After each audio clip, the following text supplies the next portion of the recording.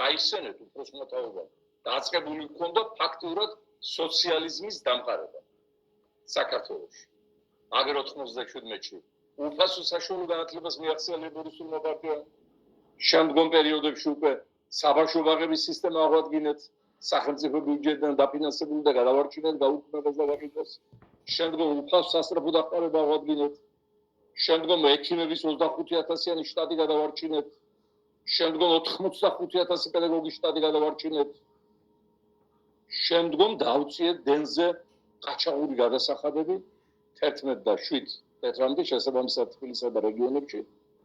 და აი ამ ფონზე მოკლედ მთელი სამყარო შეიკრა ლეიბორისტული პარტიის წინააღმდეგ მოსკოვი, ბრიუსელი, ვაშინგტონი, რომლებსაც თავთავიანთი კადრები ყავდათ აქ და თავიანთი გემოვნების გრანტის ჭამლები და რაღაცა ფრაზეოლოგია რო აქვთ ატეხილი ნეოლიბერალური, თავისუფლება, სრული აღსნილობა, სრული არაეროვნული ეროვნულობა დანაშაულად რო გამოაცხადეს, დემოკრატია რო კონკრეტული ელიტის საკუთრებად გამოაცხადეს, აი ჯგუფები ყავდა შიგნით ოლიგარქია და დირექტორია წითელი მილიონერები ჩვენ გვებრძოდნენ, სახელმწიფო აპარატი იყო შევარდნაძეს, ბურჯანაძის, ჟვანიეს და სააკაშვილის და რა თქმა უნდა ხალხს წაართმეს გამარჯვება 2003 წელს.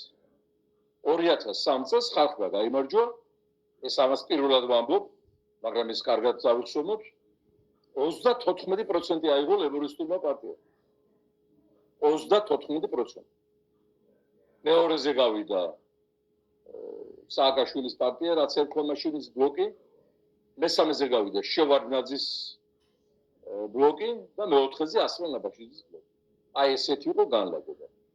შეუძლებოდნენ შევარდნაძეს, დანადევდარიანი, კონკრეტულად კიდე სხვები, რომ დაუწეროთ, აიღო პარტია.